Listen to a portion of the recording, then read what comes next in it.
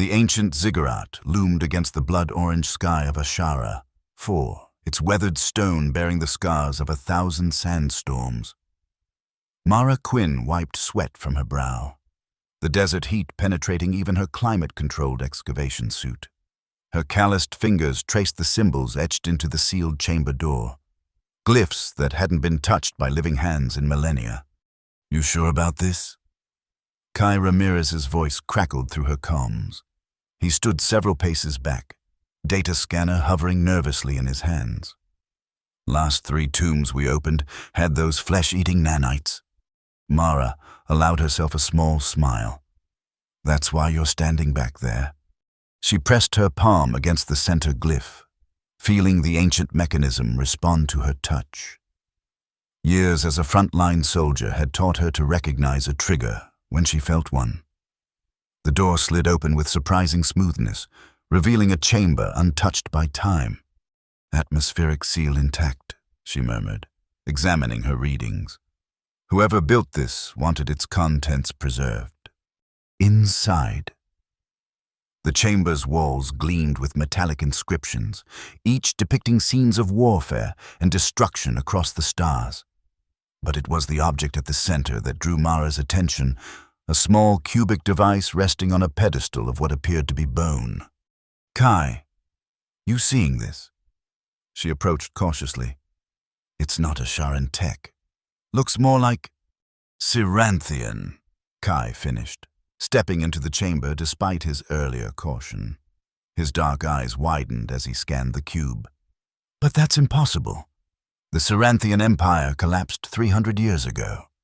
Mara reached for the cube. "Well, someone left this here more recently." As her fingers closed around the device, it pulsed with sudden light. A holographic figure materialized above it, tall, regal, with 4 arms and a crown of crystalline spines. Its expression, despite the alien features, was unmistakably contemptuous. "Humans," the hologram spoke in a voice like grinding metal. "Always putting your hands where they don't belong." Mara instinctively drew her sidearm, though she knew it was pointless against a projection. The holographic emperor laughed. "Your species' first response is always violence. How predictable." "Who are you?" Mara demanded. Was Emperor Zathral of the 7th Siranthian Dominion, one of many who underestimated your kind's capacity for destruction." The hologram flickered. "This data cube contains the final testimonies of a dozen fallen empires, each of us brought low by the same force, humanity's wrath." Kai stepped forward, fascination overriding caution. "That's historical revisionism. Your empire collapsed due to internal rebellion and resource depletion." "Is that what your histories teach?" The Emperor's laugh was bitter. "How convenient to forget the human mercenary fleets that armed our slaves, the human hackers who disabled our defense grids, the human diplomats who promised peace while delivering poison." Before Mara could respond, the ground shook violently. Outside, the whine of descent engines pierced the air. "Proximity alert!" Kai shouted, checking his scanner. 5 ships, military grade, not colonial patrol." The hologram of Zathral smiled coldly. "And so they come, the keepers of secrets." "What secrets?" Mara demanded, but the hologram was already fading. Its final words echoed in the chamber. "To bring us down, you must learn why we built wars, and we built them because of you." Mara grabbed the cube, securing it in her pack. "We need to move. Now." They barely reached the chamber entrance when the first explosions hit the excavation site. Through swirling sand, Mara glimpsed armored figures advancing, mercenaries wearing the insignia of the Imperial Remnant Forces. "They're after the cube," she realized. "Kai, northeast tunnel. We can reach the ship if we—" A blast rocked the ziggurat, sending stone fragments cascading around them. Mara pushed Kai ahead as they sprinted through the collapsing structure. Her soldier's instincts took over, calculating routes, assessing threats, measuring the precious seconds between life and death. 3 mercenaries appeared at the tunnel junction. Mara fired without hesitation, her weapon's energy bursts dropping 2 before they could react. The third managed to graze her arm before Kai, surprising them both, landed a perfect shot through the attacker's faceplate. "When did you learn to shoot like that?" Mara gasped as they continued running. Kai's expression was grim. "Same place you did. Front line, 82nd Division." There was no time to process this revelation as they emerged into the blinding sunlight. Their excavation ship sat 50 meters away. Engines already cycling up, emergency protocols Kai had programmed before they had entered the ziggurat. "Cover me!" Mara shouted, making a dash for the ship. Blaster fire erupted around her, superheating the sand into glass shards that cut through her suit. She returned fire blindly, more to force the mercenaries into cover than with any hope of hitting them. Kai followed seconds later, blood streaming from a cut above his eye. They tumbled into the ship together as its doors sealed behind them. "Get us out of here!" Mara yelled, already moving toward the weapon systems. The ship lurched upward, its ancient thrusters protesting the sudden acceleration. Through the viewports, Mara saw mercenaries scrambling to their own vessels. "They'll be right behind us," she said, strapping herself into the gunner's seat. Kai's hands flew across the navigation controls. "Not if I can help it."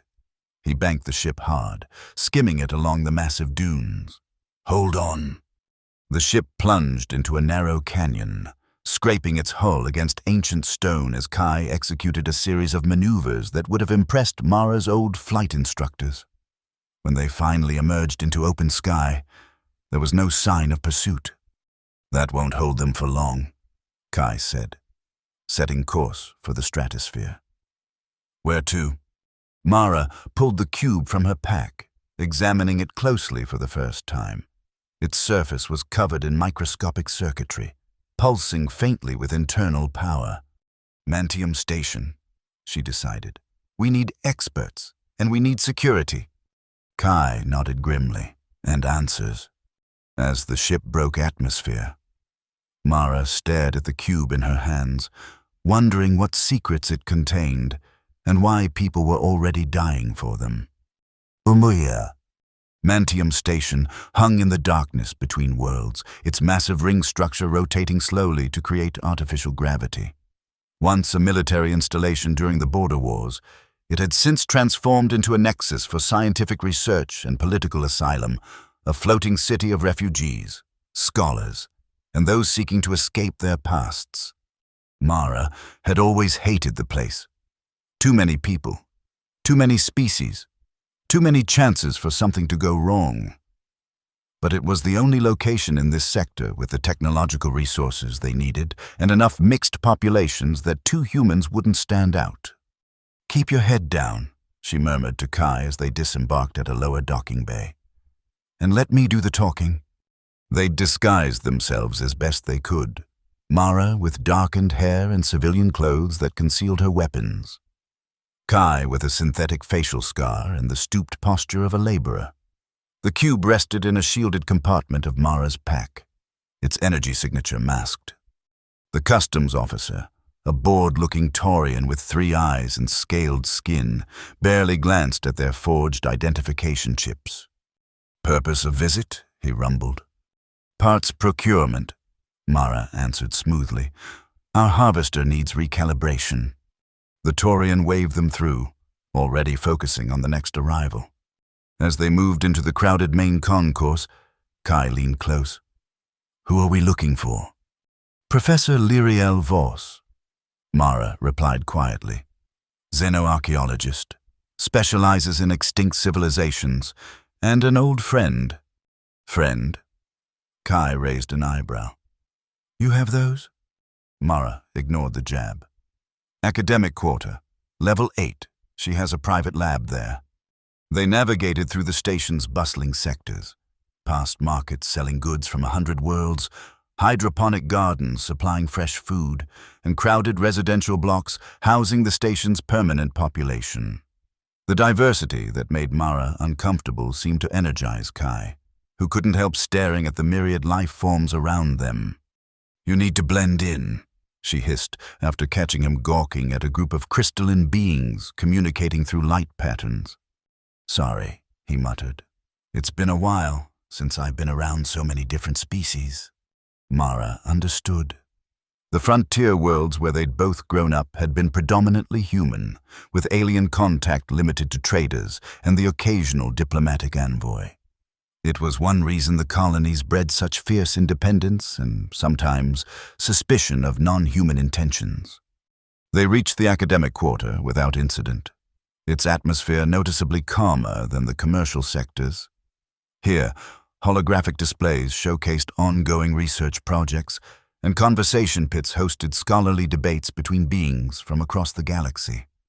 Professor Voss's laboratory was marked by a simple plaque: Xenoarchaeological Studies, by appointment only.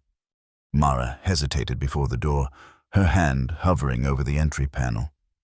"She might not be happy to see me." "Why?" Kai asked. "What did you do to her?" "It's not what I did to her," Mara said quietly. "It's what I did for her." Before Kai could press further, Mara pressed her palm to the scanner. After a moment, the door slid open, revealing a spacious laboratory filled with artifacts, holographic displays, and preservation tanks containing specimens from a dozen worlds. A slender woman with close-cropped silver hair stood with her back to them, examining a floating projection of what appeared to be an ancient starship design. Without turning, she spoke. 5 years, 2 months, and 18 days. That's how long it's been since you disappeared after Proxima Centauri." Her voice was cool, precise. "I assumed you were dead." "Hello, Leary," Mara said softly. Professor Lyriel Voss turned, her amber eyes assessing Mara with scientific detachment. Then, surprising both Mara and Kai, she crossed the room in 3 quick strides and embraced Mara fiercely. "You absolute fool," she whispered. "Where have you been?" Mara returned the embrace awkwardly. "Digging up trouble, apparently." Pulling back, Lyriel noticed Kai for the first time. "And who's this?" "Kai Ramirez," he introduced himself, extending a hand. "Mara's colleague. He means the guy who keeps her from getting killed," Mara clarified. Lyriel's smile was knowing. "Well, that's a full-time occupation." She gestured toward a seating area surrounded by humming security fields. "Come, tell me what was worth breaking 5 years of silence." Once seated within the privacy field, Mara removed the cube from her pack. Lyriel's professional composure cracked instantly, her eyes widening as she leaned forward. "By the void," she breathed. "Is that what I think it is? If you think it's a Ceranthian memory matrix, then yes." Mara confirmed. "Where did you find it?" Lyriel's fingers hovered over the cube, not quite touching. "Ashara 4, sealed chamber beneath a ziggurat." Mara glanced at Kai. "Show her." Kai activated his data pad, projecting images of the chamber and its inscriptions. The architecture was Asharan, but the technology inside was definitely Ceranthian.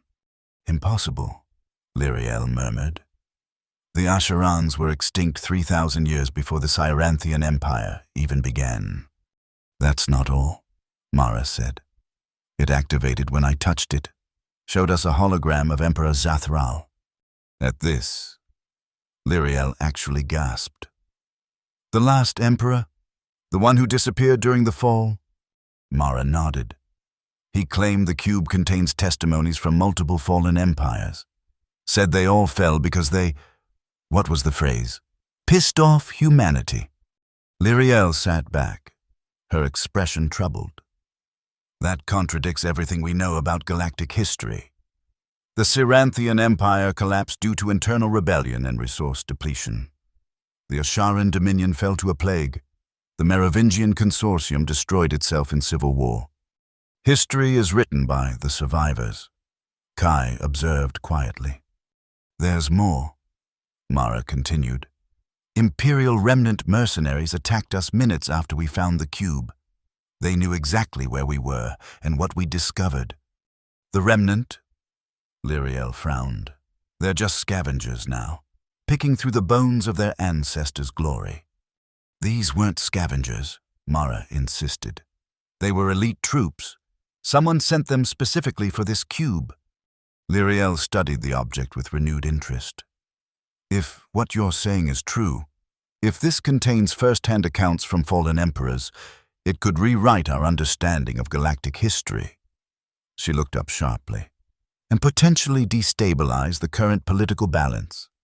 How so? Kai asked. Think about it, Lyriel said.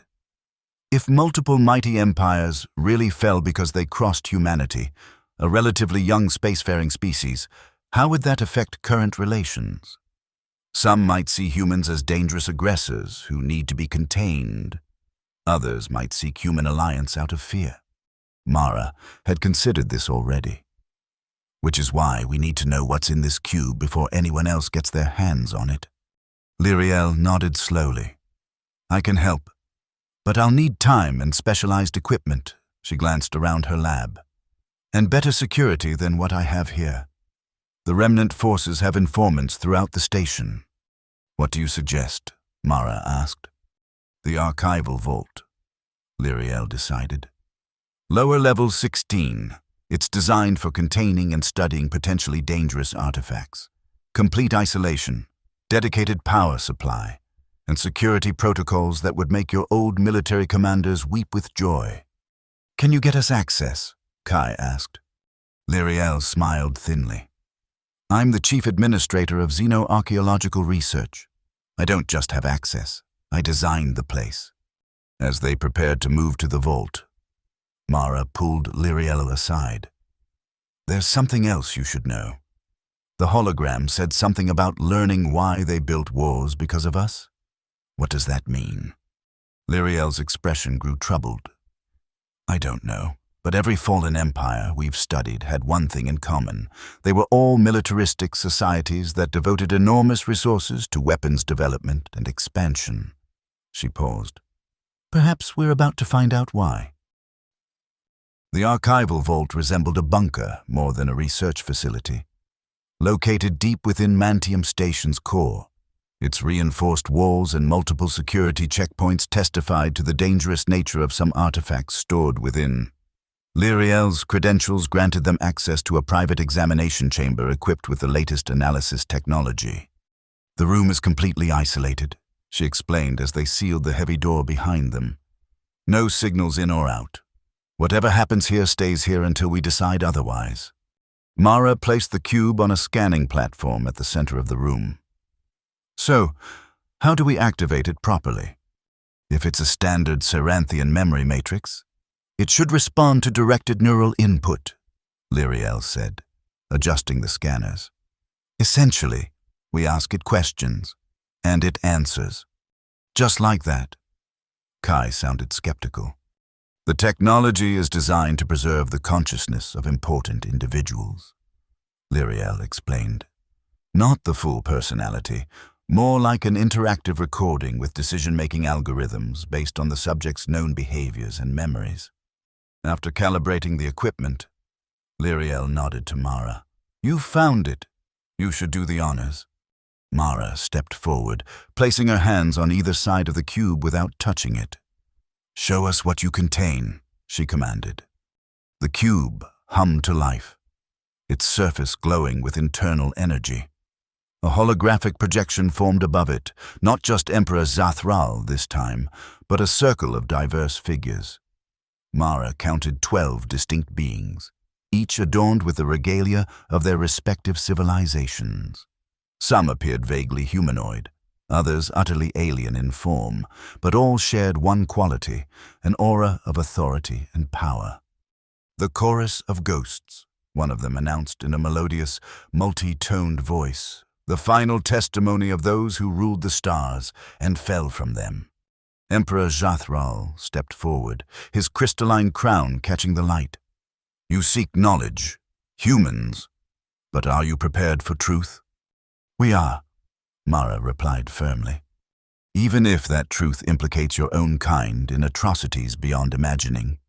Challenged another figure, a serpentine being with luminous scales and multiple eyes. Kai joined Mara at the platform. We want the historical record, whatever it contains. The ghostly emperors exchanged glances, a silent communication passing between them. Finally, Zathral spoke again. Then we shall begin with the fall of Merovingian, the first great empire to underestimate humanity's capacity for vengeance. The holographic display shifted, expanding to fill the room with images of a magnificent civilization, vast cities of crystal and light, orbiting megastructures, and ships that dwarfed modern vessels. At the center of this display stood a tall, elegant being with 4 arms and iridescent skin. Was Emperor Talarius of the Merovingian Consortium. The being introduced itself. My civilization spanned 300 star systems and lasted for 20,000 years. We were masters of genetic engineering, creating life forms to serve our every need. The hologram showed Merovingian scientists working in laboratories, manipulating the genetic code of various species. When we discovered Earth, we found its indigenous species, humans, to be remarkably adaptable. Talarius continued, Your genetic structure was unusually receptive to modification. We saw potential. Mara felt a chill as the implications became clear. You experimented on early humans. We improved them, Talarius corrected. Enhanced strength, increased intelligence, extended lifespan. We created specialized variants for different functions, miners, soldiers, administrators, all serving the greater glory of Merovingian. The hologram showed human subjects undergoing painful procedures, their bodies transforming under Merovingian manipulation. For 3 centuries, the system worked perfectly, Talarius said. Then came the rebellion. New images appeared, modified humans turning against their masters, sabotaging Merovingian facilities, stealing ships. The variants we had designed as soldiers proved particularly troublesome. Talarius continued. They organized the others, taught them combat tactics, and, most dangerously, instilled in them a concept we had never anticipated. Vengeance. The holograms showed increasingly violent confrontations, culminating in scenes of full-scale war across multiple worlds.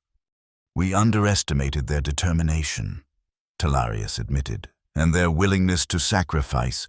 When conventional warfare failed them, they turned to biological weapons, ironically, using the very genetic technology we had taught them. The final images were horrific. Merovingians dying by the millions, their beautiful cities falling into ruin, their mighty fleets drifting derelict in space. The plague they engineered targeted our specific genetic structure. Talarius explained, it killed 98% of our population within a year. The survivors scattered, abandoning our empire rather than face extinction. The hologram of Talarius looked directly at Mara. Your histories record that the Merovingian Consortium collapsed due to civil war between noble houses. Convenient fiction.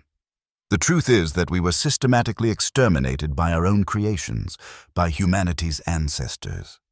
As the hologram faded, silence filled the examination chamber. Mara, Kai, and Lyriel exchanged troubled glances. Is this possible? Kai finally asked. Could humans really be the product of alien genetic engineering? Lyriel frowned thoughtfully. There are gaps in the evolutionary record that have never been fully explained. And the sudden advancement of human intelligence and tool use approximately 300,000 years ago has puzzled scientists for generations. But genocide? Mara shook her head. That doesn't align with any archaeological evidence. Perhaps not on Earth, Lyriel pointed out. But we've never connected ancient human history to off-world events.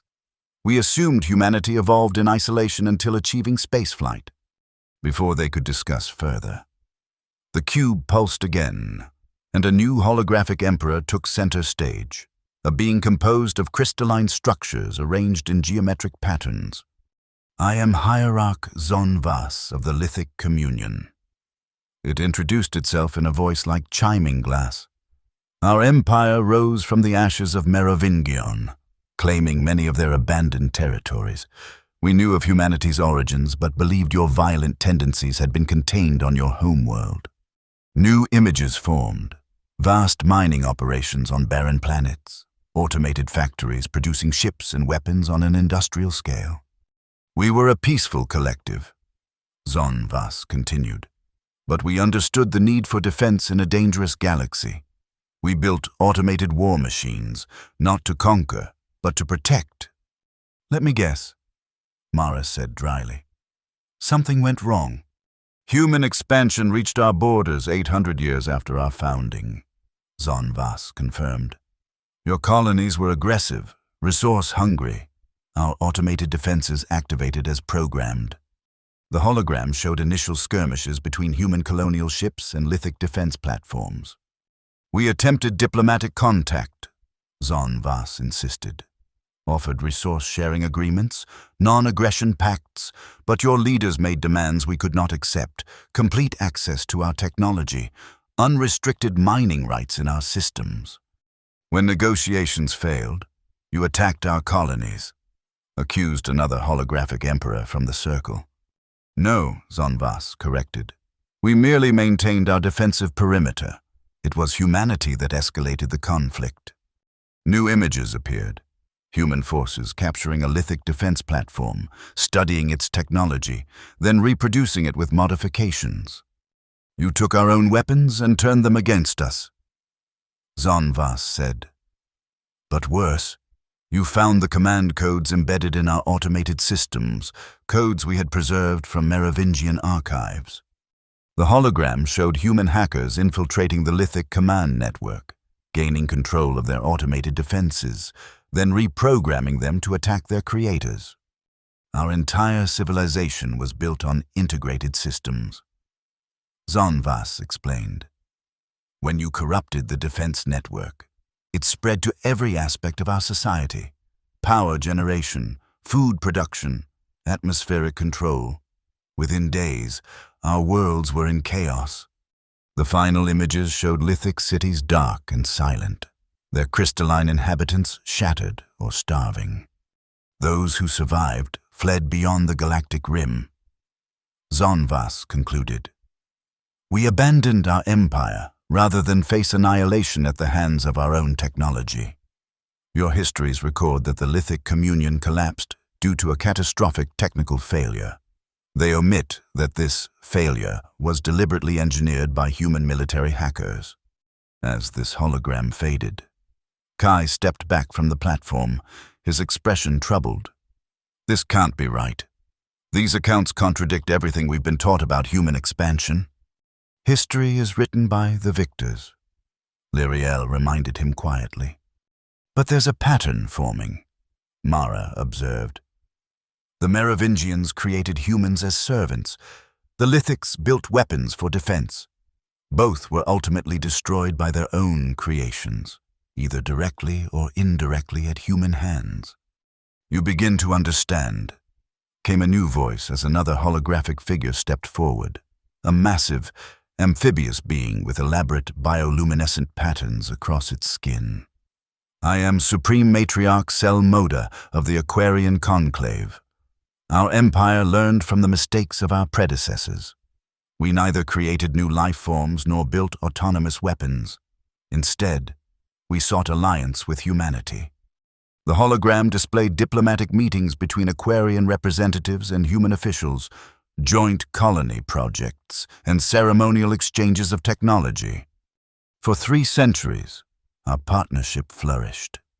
Sel Moda continued. We shared knowledge of hydroforming technologies. You provided advances in fusion power. Together, we transformed barren worlds into garden planets. What went wrong? Lyriel asked, clearly invested in the historical account. Resources became scarce, Sel Moda explained. A natural cycle of stellar instability affected dozens of systems simultaneously. Food production dropped. Populations grew desperate. The images showed mass migrations, refugee crises, and increasing tension between human and Aquarian authorities. We proposed rationing, shared sacrifice, Selmoda said. Your leaders agreed publicly while secretly hoarding resources for human worlds. New holograms displayed human ships diverting supply convoys, militarizing borders, and establishing exclusion zones around resource-rich planets. When we confronted your leaders with evidence of this betrayal, they claimed it was necessary for human survival. Selmoda continued. They offered us a choice. Accept reduced status within the Alliance or face military action. What did you do? Mara asked, already suspecting the answer. We chose a third option, Selmoda replied grimly. Preemptive strike against key human military installations.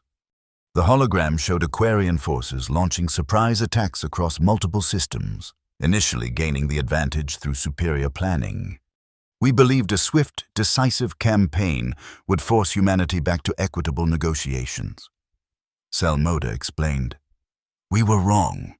What followed were scenes of escalating brutality, human counterattacks of increasing ferocity, the development of targeted biological weapons, and finally, the systematic destruction of Aquarian homeworlds through artificially induced tectonic activity. Your scientists found a way to destabilize the mantle of oceanic planets, Selmoda said, her voice heavy with ancient grief. Our cities, built on the continental shelves, were destroyed by tsunamis and volcanic eruptions. Billions died in days. The final images showed surviving Aquarians fleeing in whatever ships they could salvage, their once mighty civilization reduced to a diaspora of refugees. Your histories record that the Aquarian conclave collapsed due to natural disasters and internal political struggles.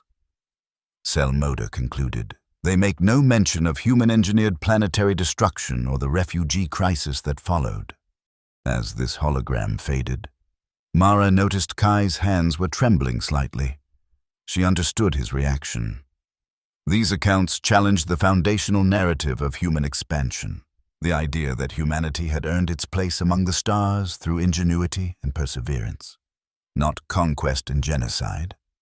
There's a common thread here, Lyriel observed, making notes on her datapad. Each empire either created something that was turned against them or betrayed an alliance in some way. Are you suggesting these empires deserved what happened to them? Mara asked sharply. Lyriel looked up, surprised. No, I'm noting patterns, not assigning blame. If these accounts are accurate, both sides committed atrocities. If they're accurate, Kai emphasized, we're taking the word of dead emperors who have every reason to paint their own civilizations as victims. Before they could debate further, the cube pulsed again, and Emperor Zathral stepped forward once more. You doubt our testimony, he observed, as is your right. But consider this. Each of us recorded our accounts separately, across thousands of years, without knowledge of the others. Yet the pattern remains consistent. Why create this cube at all? Mara challenged. What's your purpose in preserving these accounts? Warning, Zathral replied simply, to those who might follow our path to ruin. You mean other empires that might encounter humanity? Kai asked. Among others, Zathral said enigmatically. Lyriel leaned forward. Tell us about the Ceranthian Empire's fall. Our records indicate internal rebellion and resource depletion. Zathral's hologram seemed to sigh. Like the others, we learned the wrong lessons from history. We studied the fallen empires and concluded that humanity was dangerous only when provoked, enslaved, or betrayed. We believed we could coexist peacefully through strength and fair dealing.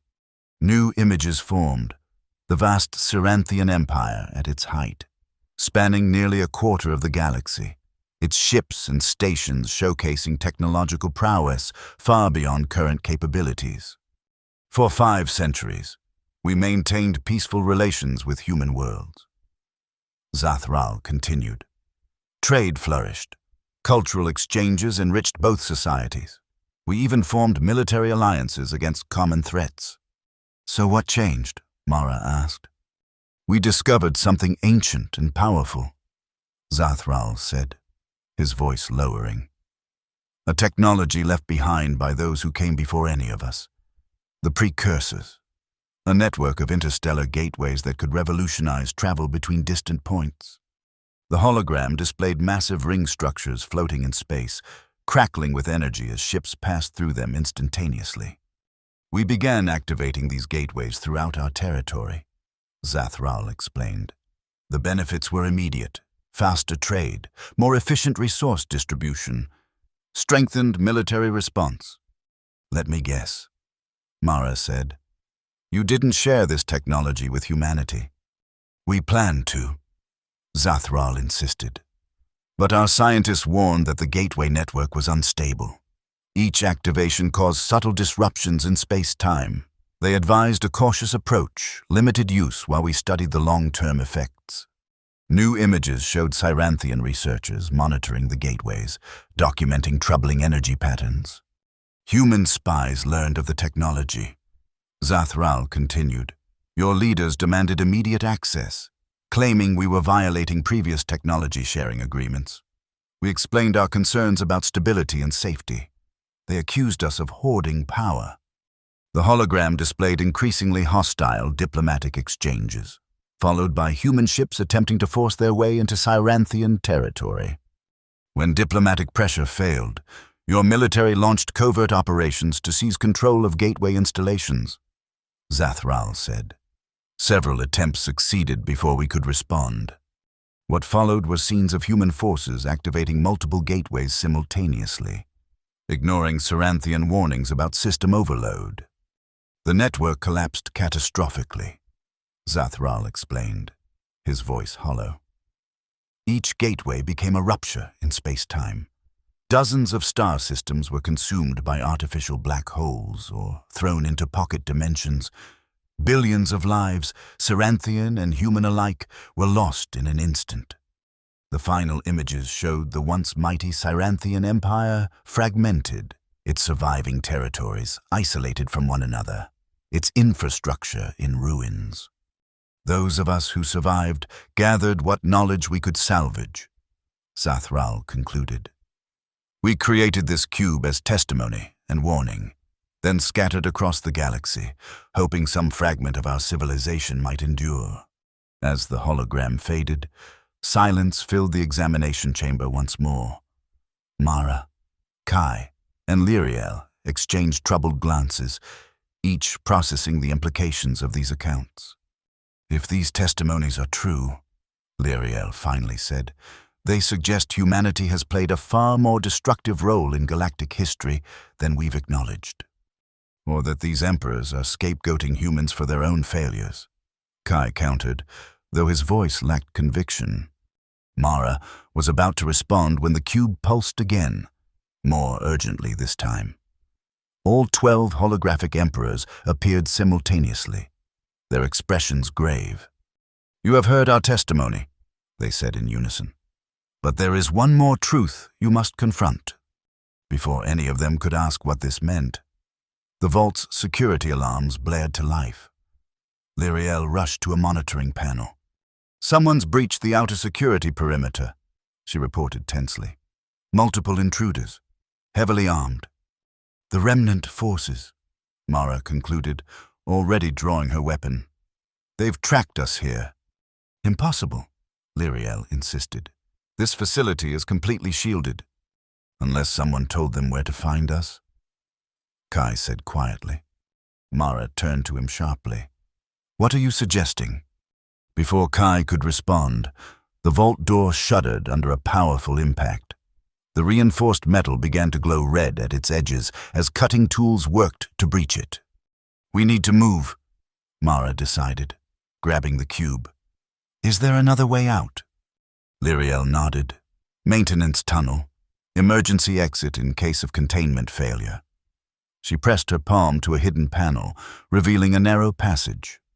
It leads to the lower docking bays.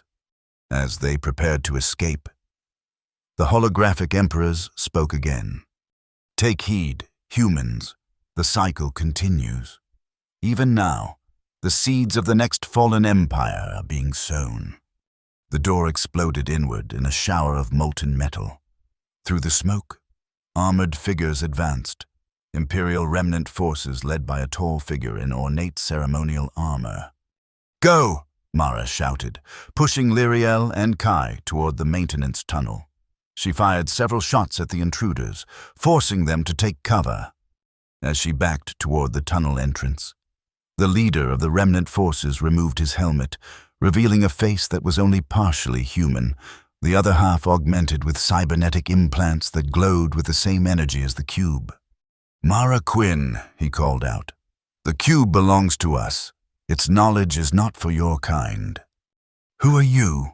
Mara demanded, keeping her weapon trained on him. "I am the guardian of legacy," he replied. "The preserver of Imperial knowledge and the instrument of its return." Before Mara could respond, Kai pulled her into the tunnel, sealing the panel behind them.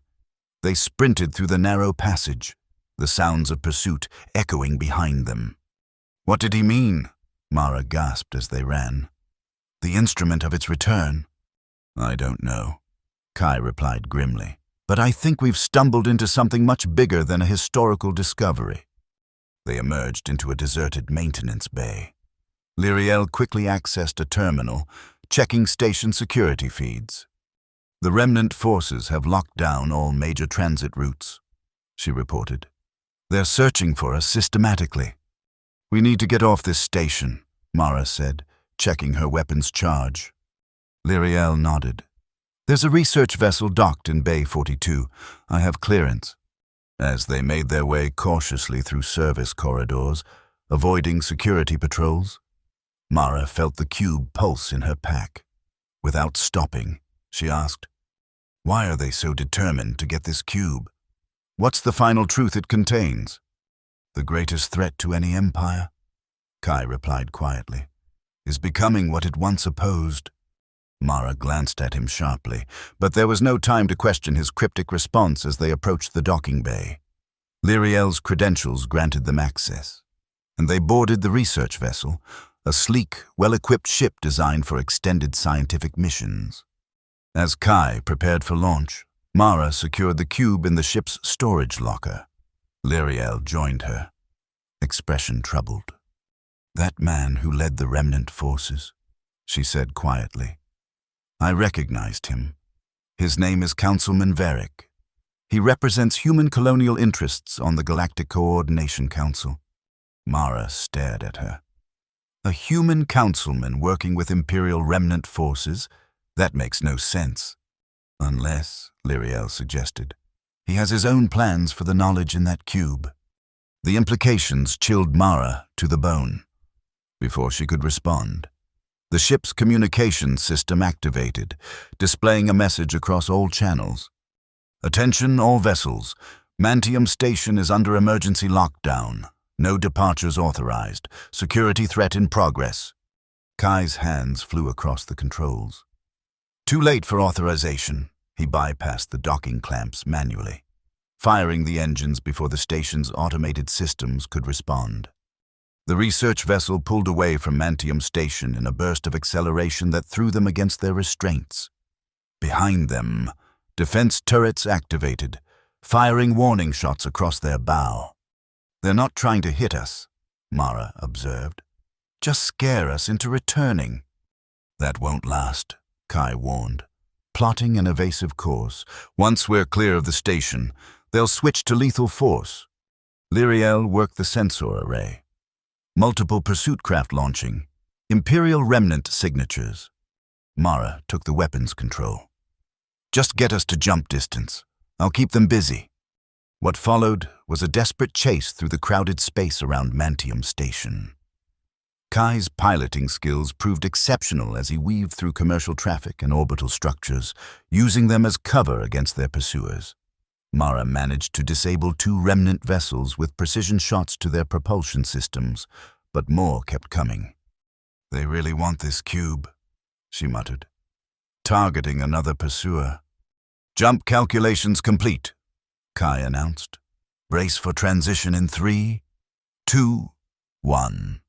The stars stretched and blurred as the ship entered hyperspace, leaving Mantium Station and their pursuers behind.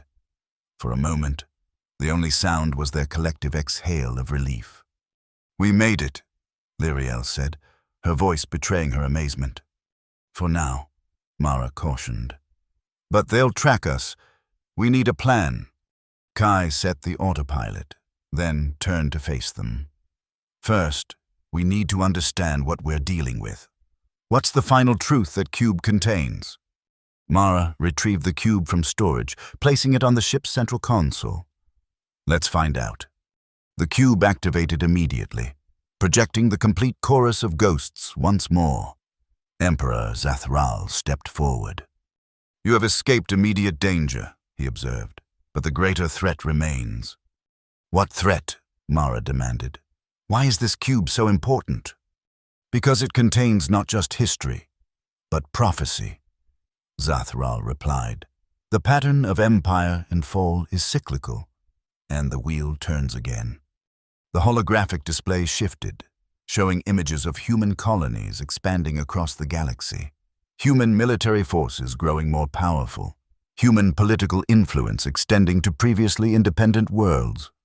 Humanity now stands where we once stood. Zathral explained. "On the threshold of imperial power, your species controls key resources, dominates trade routes, and possesses military technology superior to most others." "That's not an empire," Kai objected. "The Colonial Alliance is a democratic federation. Member worlds have autonomy, as was Seranthian in its early stages," Zathral countered. "As was Aquarian, as were we all, before necessity and opportunity led to centralization of power." The hologram shifted again, displaying troubling scenes.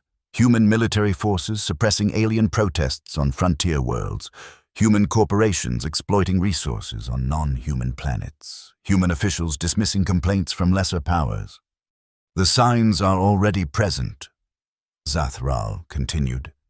"Your species consolidates power while speaking of peace. You enforce your will through economic pressure rather than direct conquest. You call it progress, but the pattern is the same. These are isolated incidents," Mara argued. "Not systematic policy." "Are they?" challenged another emperor, the Serpentine being from earlier. "Or are they simply not reported in your media?" Lyriel had been studying the holographic evidence carefully. "Some of these incidents match reports I've received from colleagues in contested regions. Human corporate security forces have been particularly aggressive in the Telis sector." "Exactly," Zathral said. "The human empire rises, not through proclamation, but through gradual accumulation of power and influence. And like all empires, it will eventually fall. Unless the cycle can be broken," added another holographic figure, a being of pure energy contained within a crystalline shell. Mara looked between the ghostly emperors. "That's why you created this cube? To warn humanity against becoming an empire?" "To warn all species," Zathral corrected. "The specific actors change, but the pattern remains. Creation turns against creator. Alliance ends in betrayal. Discovery leads to catastrophe. Power corrupts, and the mighty fall." "But there's more, isn't there?" Kai asked, his expression troubled. "The remnant forces, and this Councilman Varric, they don't want the cube to prevent an empire. They want its knowledge to build one." "Precisely," Zathral confirmed. "The cube contains not just historical accounts, but technical specifications, weapons designs, gateway coordinates, the accumulated knowledge of a dozen fallen civilizations. In the right hands, it could prevent tragedy. In the wrong hands, it could accelerate the cycle," Mara finished grimly. "Create an empire more powerful than any before it. And ensure its eventual catastrophic fall," added Lyriel, comprehension dawning on her face. The holographic emperors nodded in unison. Now you understand the true purpose of our testimony, they said together. Not merely to record history, but to prevent its repetition. As the implications sank in, Mara realized the enormity of what they had discovered and the danger it represented. This wasn't just about historical revision or academic debate. The cube contained knowledge that could reshape the galaxy's power structure or destroy it entirely. We need to keep this safe, she decided, away from anyone who might misuse it. Agreed, Lyriel said. But where? The remnant forces found us on Mantium Station despite all security precautions. And they have a human councilman helping them, Kai added, which means we can't trust official channels. Mara considered their options. We need allies, people who understand the stakes and have the resources to help. I might know someone, Lyriel suggested. An old colleague who studies extinct civilizations from a military perspective. He maintains a private research facility on Europa Station, technically neutral territory. Can we trust him? Mara asked. More importantly, can we reach Europa Station without being intercepted? Kai added, checking the navigation system. It's at least 3 jumps from here, and the remnant forces will be monitoring all major routes. Then we don't take major routes, Mara decided. We go through the drift, the unmapped space between established jump points.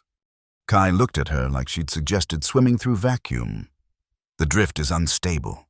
Ships disappear in there. Exactly why they won't expect us to go that way, Mara replied. Besides, this is a research vessel, right? It should have better sensors than a standard transport. Lyriel nodded reluctantly. The ship is equipped for anomaly detection, but it's still incredibly risky. Riskier than being caught by people who want to use that cube to build an unstoppable empire? Mara challenged. Neither of them had an answer for that. As Kai set course for the nearest drift access point, Mara secured the cube in a shielded container. The holographic emperors had faded, but their warnings echoed in her mind. The pattern of empire and fall, repeating across millennia, the cycle of creation and destruction. And somewhere out there, Councilman Varric and his remnant allies were hunting them, determined to acquire the knowledge that could accelerate that cycle and perhaps end it in cataclysm greater than any before. The ship entered the swirling chaos of the drift, conventional space giving way to streams of distorted reality and pockets of altered physics. Mara strapped herself into a seat on the bridge, watching as familiar stars disappeared behind them. How long until we reach Europa Station? She asked. If we survive? Kai's attempt at humor fell flat. About 36 hours, assuming we don't get lost in a temporal eddy. Lyriel joined them, her expression grim. I've been thinking about what the emperors showed us, the pattern of empire and fall, the role humanity played in each collapse. What about it? Mara asked. What if they're right? Lyriel said quietly. What if humanity is becoming the very thing we once fought against? An empire that controls through force and manipulation, that takes what it wants and justifies it as progress. We're not there yet, Kai insisted. The colonial alliance has its flaws, but it's not an empire. But it could become one, Mara acknowledged, especially if someone like Councilman Varric gains access to the technical knowledge in that cube. The 3 of them fell silent, contemplating the weight of responsibility they now carried. The cube's knowledge could prevent tragedy or precipitate it, depending on who controlled it and how they used it. As the ship navigated the treacherous currents of the drift, Mara found herself wondering if they were merely players in a larger pattern, one that had repeated countless times across the ages. Empires rose and fell, species flourished and vanished, and through it all, the cycle continued. Unless someone found a way to break it. The unmapped regions of the drift twisted reality in ways that defied conventional physics. Time flowed inconsistently, stretching and compressing like taffy pulled by unseen hands. The research vessel's sensors struggled to maintain a coherent navigation path. forcing Kai to rely as much on intuition as on instrumentation. Temporal distortion increasing, Lyriel reported, monitoring the science station. We're experiencing chronological slippage of approximately 2.7%. Meaning? Mara asked, securing loose equipment as the ship shuddered through another reality pocket. Time is passing slightly faster outside the ship than inside, Lyriel explained. It's within acceptable parameters, but we should minimize our time in this region. Kai nodded grimly, adjusting their course to skirt the edges of a particularly turbulent area. Navigation is showing multiple potential exit vectors, but I can't guarantee where or when they might lead. When? Mara raised an eyebrow. The drift doesn't just connect different points in space, Lyriel explained. There are theories that it intersects with various time streams as well. Most jumps maintain temporal continuity, but there have been documented cases of ships emerging days or even weeks after they should have, relative to external time. This was news to Mara, who had always considered the drift merely a navigational hazard, not a temporal one. Great, so not only might we get lost, we might arrive too late to matter, or too early.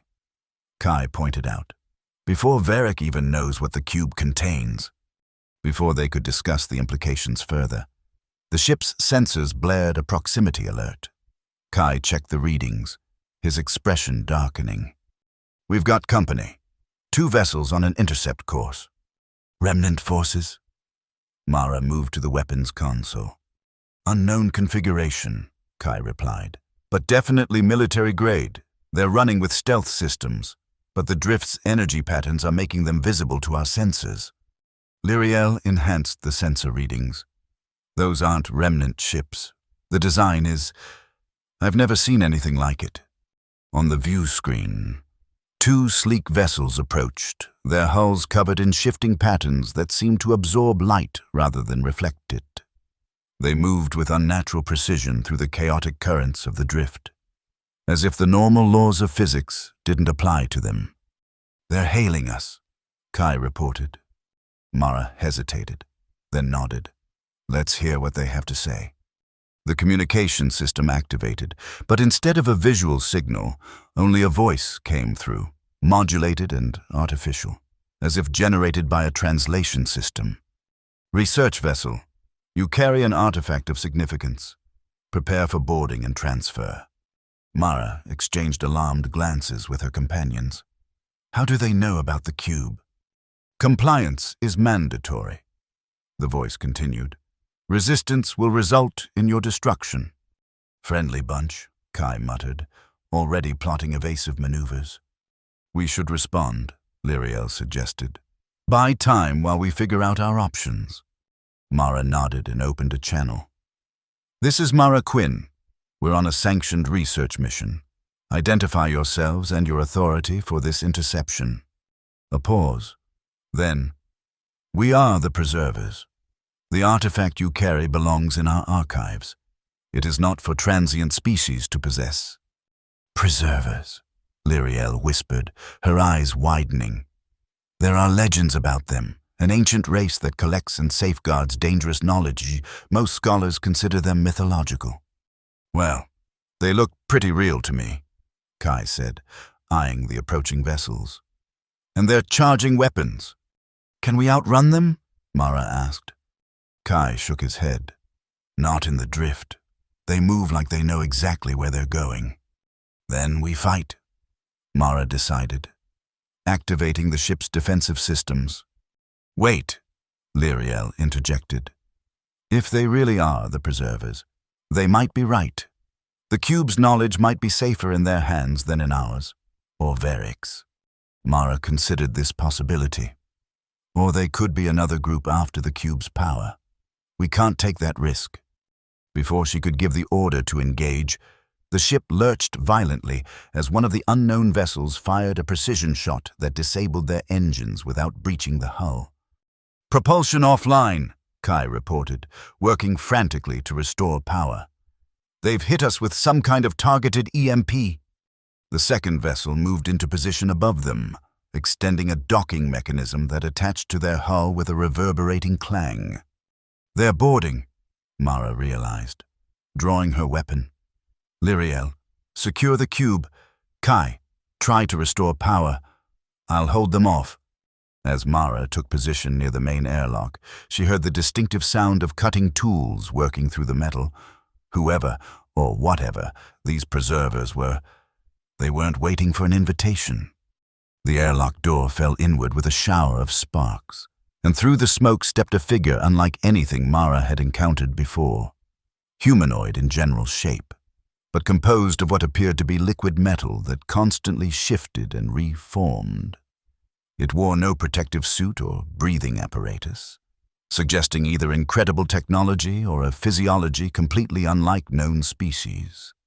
Behind it came two more similar figures, their flowing forms carrying no visible weapons yet radiating undeniable threat. "The artifact," the lead figure said, its voice the same modulated tone they had heard over communications. "Surrender it, and you will not be harmed." Mara kept her weapon trained on the intruder. "How do you know about the cube? What do you want with it?" "We are the preservers," it replied simply. "We maintain the archive of fallen civilizations. The artifact you carry belongs with others of its kind." "You know what it contains?" Mara asked, trying to buy time.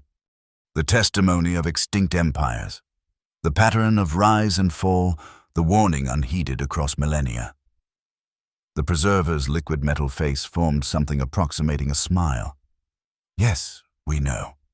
From behind Mara, Lyriel spoke. "If you know what it contains, then you know why it's important that this knowledge reach others, to break the cycle." The preserver turned its attention to Lyriel. "The cycle cannot be broken, only delayed. We have observed 1,000 civilizations follow the same path. The specifics differ, but the outcome remains constant." "Then why preserve the knowledge at all?" Mara challenged. "If nothing can change?" "Because someday, a species may evolve beyond the pattern," the preserver replied. "One that values wisdom over power, cooperation over dominance. Until then, dangerous knowledge must be safeguarded." "And who decided you should be the safeguarders?" Kai asked, joining them from the bridge. "What gives you the right?" "Survival," the preserver answered simply. "We have endured since before your sun ignited. We have witnessed the rise and fall of civilizations you cannot imagine. We preserve what remains, so that knowledge is not forever lost." Mara lowered her weapon slightly, considering. "And if we refuse to give you the cube?" "Then we will take it," the preserver stated.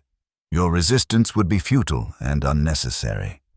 We offer no harm to you, only removal of a burden too heavy for your kind to bear." Before Mara could respond, the ship's emergency systems flared to life, proximity alarms wailing as sensors detected new arrivals. "Multiple vessels emerging from drift currents," Kai reported, checking a portable scanner. "Imperial remnant signatures." The lead preserver's form rippled with what might have been concern. "The hunters have found you sooner than anticipated. Our presence has been detected." "Varric," Mara realized. "He must have traced our jump trajectory." "We must leave," the preserver announced.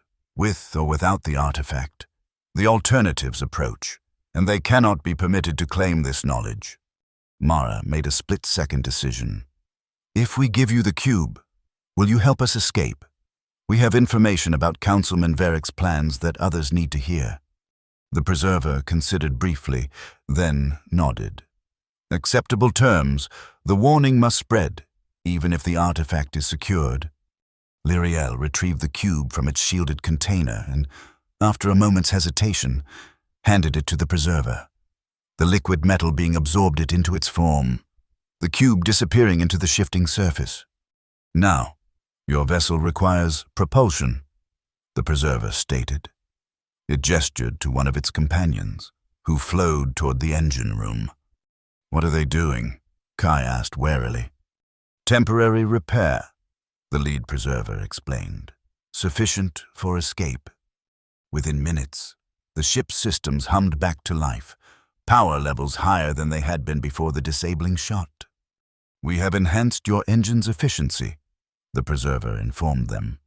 "It will not last beyond 5 standard days, but it will allow you to reach safety." The preservers moved back toward the airlock. "We will create a diversion to mask your departure.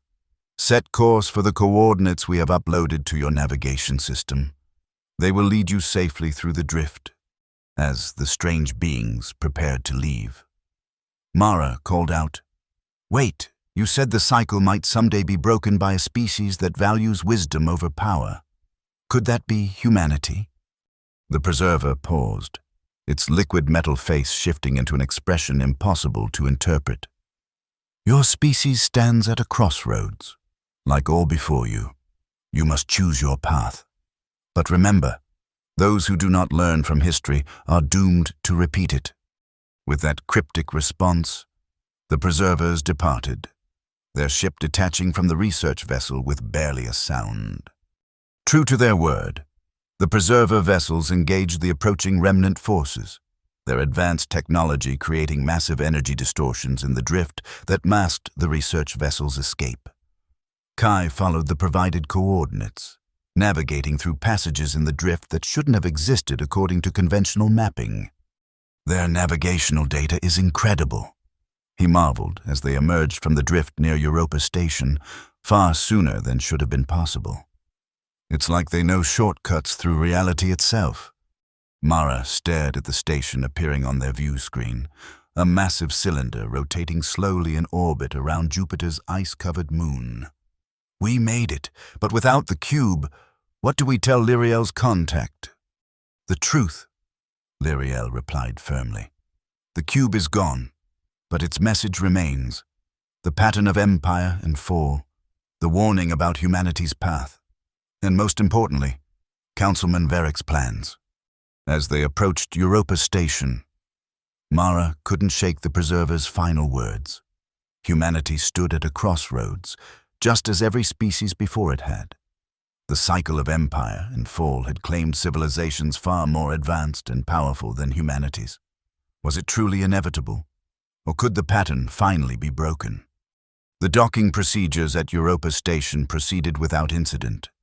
Lyriel's credentials granted them immediate clearance, and soon they were making their way through the station's pristine corridors toward her colleague's research facility. "Dr. Elian Korba is somewhat eccentric," Lyriel warned as they approached the laboratory. "But he's brilliant, and more importantly, he has no political affiliations. His only loyalty is to knowledge." The laboratory door slid open at Lyriel's approach, revealing a vast, circular chamber filled with holographic displays, ancient artifacts, and what appeared to be replicas of weapons from a dozen extinct civilizations. At the center stood a tall, thin man with silver hair tied back in a complex braid. He looked up from his work, his eyes, one natural, one clearly cybernetic, focusing on them with laser intensity. "Lyriel," he greeted, his voice surprisingly warm despite his imposing appearance. "It's been too long, and you've brought friends." His gaze lingered on Mara, recognition flickering in his expression. "Mara Quinn, I've read your papers on Asharan military structures. Fascinating analysis of their defensive architecture." Mara blinked in surprise. She hadn't published under her real name since leaving academia for field work. "And you must be Kai Ramirez," Dr. Korba continued. Turning to Kai, "Your work on data extraction from corrupted lithic memory crystals was revolutionary, if underappreciated." Kai nodded cautiously. "You're well informed, Dr. Korba." "Information is my business," the doctor replied, gesturing for them to enter. "As is history, particularly the history others would prefer remained buried." He activated a privacy field around the laboratory. "Now, tell me what brings you to my humble research facility with such urgency." Over the next hour, they recounted their discovery on Ashara. 4. The cube's revelations, the pursuit by remnant forces led by Councilman Varick, and finally, their encounter with the Preservers. Dr. Korber listened without interruption, occasionally making notes on a holographic pad. When they finished, he leaned back in his chair, expression thoughtful. The Preservers. I've spent decades collecting evidence of their existence, but this is the first-hand account I've encountered. He tapped his cybernetic eye. I would have given much to see them with this. That's your takeaway? Mara asked incredulously. Not the fact that humanity might be on the path to becoming the next fallen empire, or that a human councilman is working with Imperial remnant forces? Dr. Korber smiled thinly. My dear, those facts merely confirm what I've suspected for years. The cycle of empire and fall is the most consistent pattern in galactic history. As for Councilman Varick, his ambitions have been obvious to anyone paying attention. What do you mean? Lyriel asked. Dr. Korber activated a holographic display, showing a timeline of recent political developments. Varick has been systematically consolidating power within the Colonial Alliance for the past decade. Military appropriations, resource claims, diplomatic appointments, all shifting toward a more centralized authority structure. He expanded the display to show territorial maps. Human influence has expanded 37% in the last 5 years alone. Most of it through economic leverage rather than direct colonization. But the effect is the same, growing human control over non-human worlds and resources. That's just economic development, Kai argued, though without conviction. Is it? Dr. Korber challenged. Or is it empire building by another name? The Cyranthians didn't call themselves an empire until they already controlled a quarter of the galaxy. The Aquarians maintained the fiction of equal partnership with client worlds even as they dictated resource allocation and security policies. Mara had to admit the pattern was disturbingly familiar. So you believe the Emperor's testimonies? That humanity played a role in bringing down previous empires? I believe history is written by survivors, Dr. Korber replied diplomatically, and that the full truth rarely fits the neat narratives we construct afterward. He studied Mara closely. But you didn't come here just to share historical revelations. You need help stopping Varick. Yes, Mara confirmed. Even without the cube, he's dangerous. He's willing to ally with Imperial remnant forces to pursue power. That alone should alarm anyone who values the current peace. Dr. Korber nodded. Indeed, and I may be able to help. He moved to a secure terminal, entering a complex authorization sequence. I've been monitoring Varick's activities for some time, gathering evidence of his more questionable decisions. The display showed financial transactions, meeting records, and communication logs, all pointing to Varick's connections with various fringe groups, including the Imperial Remnant. This is enough to demand an investigation, Lyriel observed. Perhaps, Dr. Korber agreed.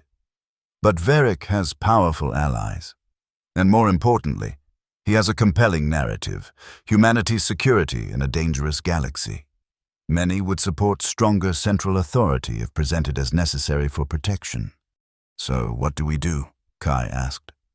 We change the narrative, Dr. Korber decided, not with accusations of corruption or conspiracy, but with history, the very history you learned from the cube. Mara understood immediately. Show people the pattern, warn them about where this path leads. Exactly, Dr. Korber confirmed. I have connections with academic institutions, independent media outlets, and even some political figures concerned about the direction of the Colonial Alliance. Together, we can spread the warning, not as a political attack, but as a historical analysis. Will it be enough? Lyriel wondered. It must be, Dr. Korber said simply, because the alternative is watching the cycle repeat once more, with humanity playing the role of the fallen empire. And if the testimonies you heard are accurate, our fall might be more catastrophic than any before. Over the following weeks, they worked tirelessly from Dr. Korber's laboratory. Lyriel compiled a comprehensive historical analysis based on the Emperor's testimonies, cross-referencing with known archaeological evidence. Kai developed an encryption system to protect their communications from interception. Mara contributed her first-hand account of the cube's revelations and the dangers it represented. Dr. Korba used his extensive network to disseminate their findings, first to trusted academics, then to journalists, and finally to political representatives concerned about the concentration of power within the colonial alliance. They included evidence of Verrick's connections to the imperial remnant, but presented it as part of a larger historical pattern rather than a personal attack. The response was not immediate, but it was significant. Academic conferences convened to discuss the historical implications. Investigative journalists began examining Verrick's political decisions in a new light. Citizens started questioning policies that seemed to prioritize human interests over those of other species. Verrick, predictably, fought back. He denounced their historical analysis as fabrication, accused them of undermining humanity's security, and even suggested they were agents of alien influence seeking to weaken human worlds. His supporters rallied around him, calling for stronger measures to protect human interests in an increasingly competitive galaxy. The colonial alliance found itself divided between those who saw the warning signs of imperial overreach and those who believed centralized authority was necessary for survival. The debate played out in council chambers, public forums, and private conversations across human space. Throughout it all, Mara, Kai, Lyriel, and Dr. Korba continued their work, knowing that the stakes extended far beyond politics. If the pattern held true, humanity's rise to imperial power would inevitably be followed by catastrophic fall, perhaps taking much of the galaxy with it.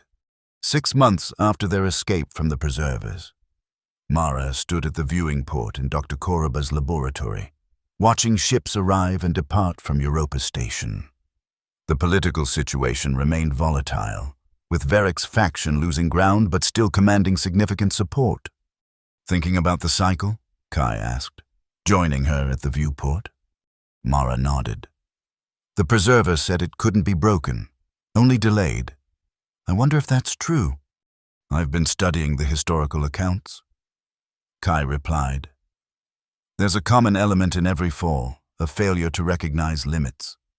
The Merovingians thought they could control genetically engineered beings indefinitely. The Lithics believed their automated weapons would always obey programming. The Aquarians assumed resources would always be available to maintain their standard of living. And the Cyranthians pushed technology beyond safe parameters," Mara added.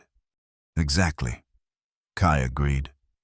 "Maybe breaking the cycle isn't about avoiding empire entirely, but about recognizing when expansion and control have reached their natural limits and having the wisdom to stop there." Lyriel approached, carrying a datapad with the latest news.